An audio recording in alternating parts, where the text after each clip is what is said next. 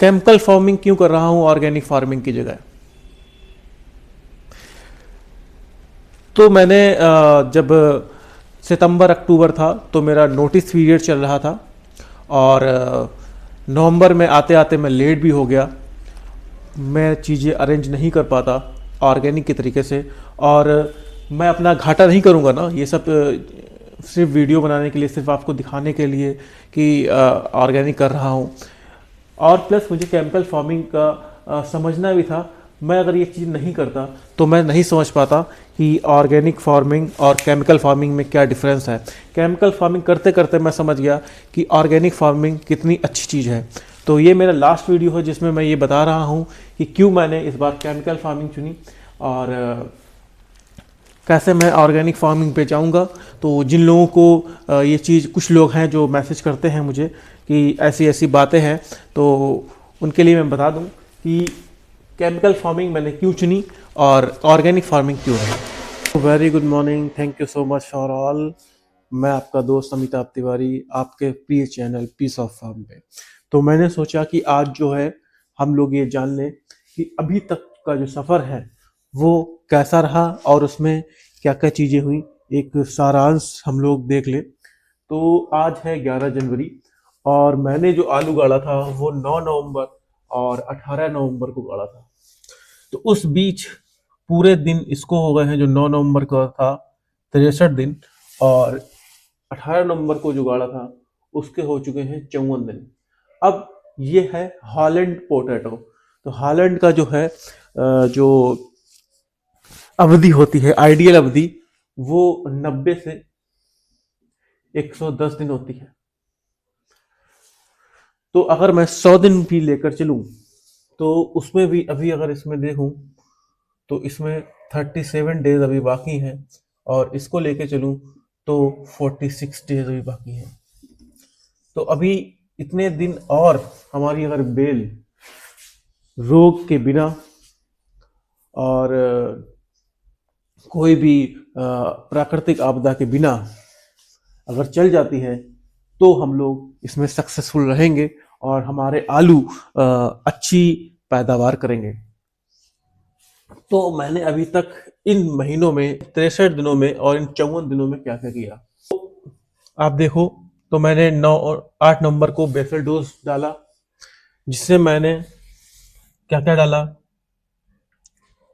DAP डाली मैंने। उसके बाद मैंने उसमें माइक्रो न्यूट्रिएंट डाले।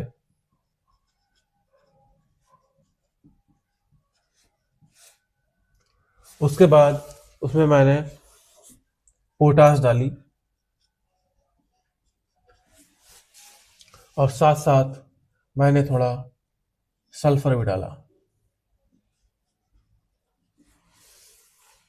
तो जो डीएपी की जो मैं बोरी थी वो मैंने उसमें डाली 15। जो माइक्रोन्यूट्रिएंट थे वो मैंने उसमें डाले 5 पैकेट। जो पोटास था वो मैंने 6 पैकेट डाला, और जो सल्फर थी वो मैंने 3 पैकेट डाला।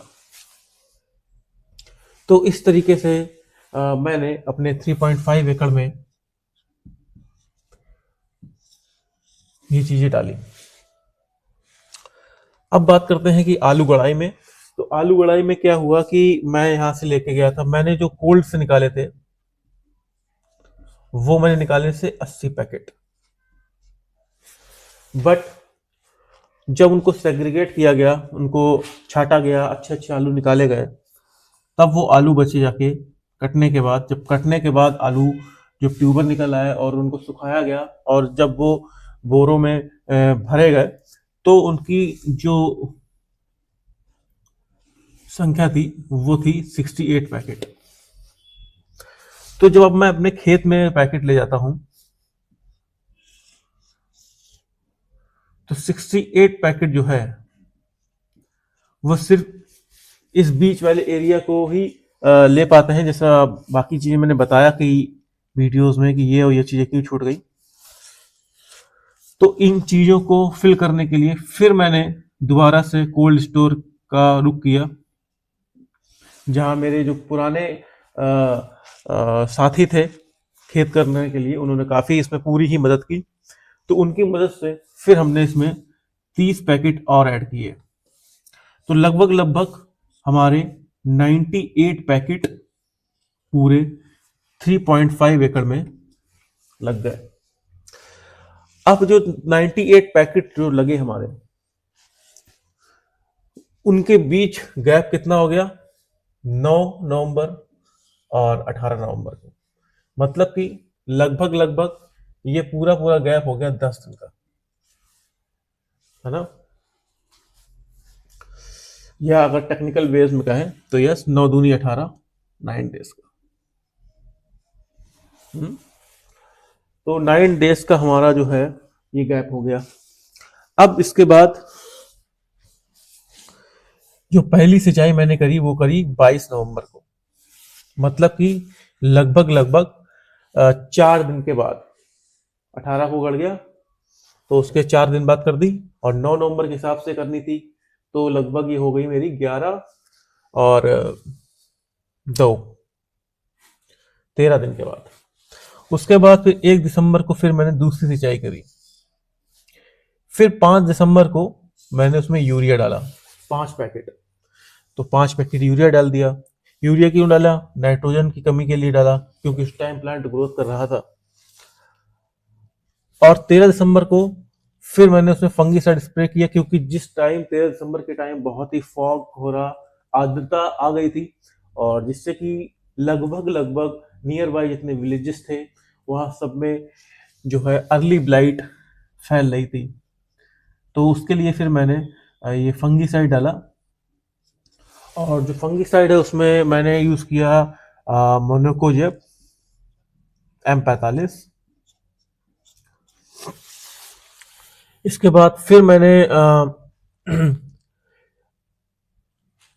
ये मैंने कर दिया, हाँ सॉरी ये मिटल गया इधर से। तो दूसरी सिंचाई मैंने कर दी 17 दिसंबर को करी थी, और ये मैंने 25 दिसंबर को, मुझे पूरी डेट याद है, तो 25 दिसंबर को फफूंदीनाशक डाला मैंने। और उसके बाद जो 31 दिसंबर था उसके बाद मैंने उसकी तीसरी सिंचाई कर दी, क्योंकि खेत बहुत सूखा लग रहा था, और उसके साथ मैंने चलवा दिया NPK, जो कि था 15 15 15 और 9, थोड़ी उसमें सल्फर भी थी। तो ये मैंने चला दिया, क्योंकि मेरी जो डिफरेंस था दोनों के बीच, उसके कारण मैंने सोचा कि जो बाद वाली है उससे थोड़ा नाइट्रोजन मिल जाएगा, जो बाद वाली है उससे थोड़ा पोटास भी मिल जाएगा, और साथ साथ सल्फर मिल जाएगा, ठीक है। तो इसलिए मैंने उसमें NPK डाल दिया, और फास्फोरस भी साथ में, ठीक है। तो इसके बाद फिर जो हमारा क्या हुआ, यहाँ तक हम लोग ये आ गए। अब हम लोग कहाँ तक आ गए, ये हम लोग 31 दिसंबर तक आ गए। तो इनसे और 31 दिसंबर का जो सफ़र रहा वो इस तरीके का रहा, जिसमें यूरिया भी रही 5 दिसंबर को, जैसा मैंने आपको यहाँ पे बताया। और इसके बाद हमारी फिर जो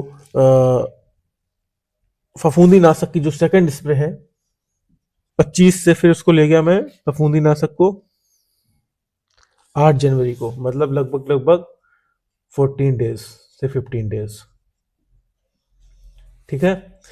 अब फफूंदीनाशक के 2 स्प्रे हो गए। वैसे हमारे आलू में फफूंदीनाशक के 4 स्प्रे होने चाहिए, तो 2 स्प्रे अभी हो गए हैं।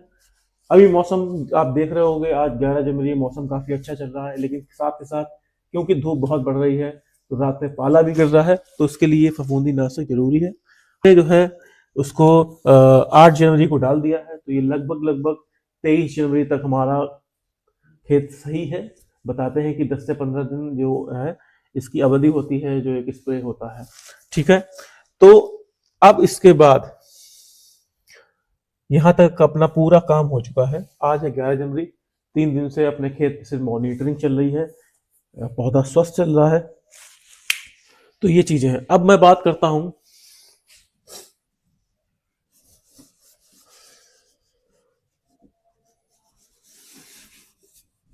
बिना केमिकल के, जो है अगर मैं इसको उगाता तो क्या क्या चीजें होती। बिना केमिकल के जो अपने खेत को उगाता, तो हमने फिर सिर्फ 10 ट्रॉली गोबर की खाद हमको मिल पाई थी, जो कि इस 3.5 एकड़ के लिए बहुत ही कम है।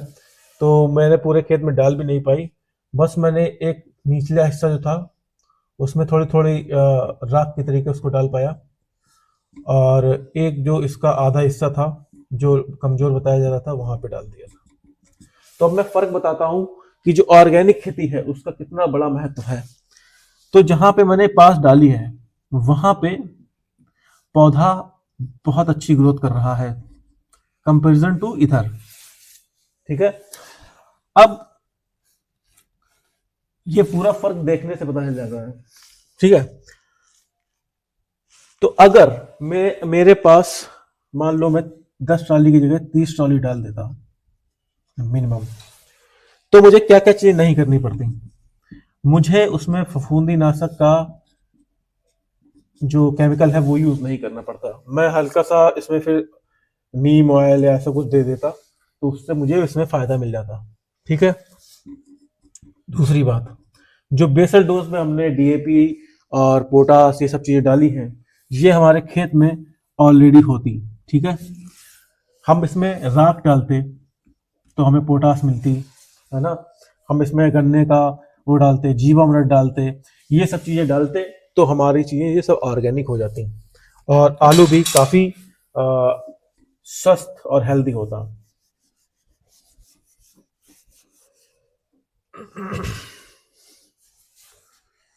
तो अब जो मैंने आपको पूरा बता दिया, अब हम लोग नेक्स्ट जो अपना प्लान कर रहा हूं मैं, 18 से और 20 जनवरी के बीच थर्ड सिंचाई करूंगा और उसके साथ पोटास देने की कोशिश करूंगा। तो ये हमारी जीत है अगर हम लोग 100 डेज कंप्लीट कर लेते हैं, और ये लगभग होगा अपना फरवरी में, 20 फरवरी के आसपास इसका हो जाएगा, और इसका हो जाएगा 10 फरवरी 20 फरवरी के इसके पास, मतलब पूरी फरवरी 28 फरवरी तक हो जाएगा। तो ये सब चीजें हैं। तो मैंने सोचा एक वीडियो में ऐसा बना दूं जिसमें जो है पूरा एक सारांश आप लोगों को समझ में आ जाए। एक मैं वीडियो ऐसा ही बनाऊंगा कि जिसमें कितना खर्चा आया है केमिकल फार्मिंग का, और बेसल डोज कितना लगा है, और सिंचाई कितनी लगी है, लेबर कॉस्ट कितनी लगी है, और ये सब चीजें देखो कैसे पता चलेंगी कि अगर आपके पास फ्लड इरिगेशन है तो आपके पास लेबर ज्यादा लगेगा, तो लेबर कॉस्ट कितनी आई वो आप कैसे बचा सकते हो। बेसल डोज में आप केमिकल डाल रहे हो, वो केमिकल आप हटाओगे, ऑर्गेनिक में जाओगे तो आप कितना पैसा बचा सकते हो। फफूंदी नाशक डालोगे उससे पैसा कितना बचा सकते हो, और ऑर्गेनिक में आप जब जा रहे हो तो उसका कितना पैसा लग रहा है। तो ये जो कंपैरिजन है ये आगे अब आपको समझ में आएगा जब हम लोग इसका करेंगे ऑर्गेनिक तरीके से फुल्ली, तब आपको ये चीज़ें क्लियर होंगी। और अभी तो मैं इसके बाद अब मक्का करूँगा, और मक्का के साथ हम लोग 1 बीघा जो है उसमें फुली ऑर्गेनिक करेंगे, और मक्के के में कोशिश करेंगे कि 90% जो है हम लोग उसको बिना किसी चीज़ों के, केमिकल चीज़ों के करने की कोशिश करें। लेकिन ये जो 1 बीघा जो निकालेंगे वो हम लोग फुली ऑर्गेनिक करेंगे। तो ये अब हमारा फरवरी के बाद का प्लान है। तो होपफुली आपको ये चीज़ें समझ में आ गई हो, और अगर कोई आपको डाउट है, कोई भी क्वेश्चन है, तो आप मुझे कमेंट में मैसेज दिया करिए, तो मैं उसका आपको रिप्लाई ज़रूर करूँगा। और मेरे वीडियो आपको अगर ऐसे लग रहे हैं कि यूज़फुल नहीं है तो वो भी आप कमेंट सेक्शन में लिख दीजिए, तो मैं उसका रिप्लाई पूरी तरीके से करने की कोशिश करूँगा। Thank you so much, have a nice day. जय हिंद, जय भारत।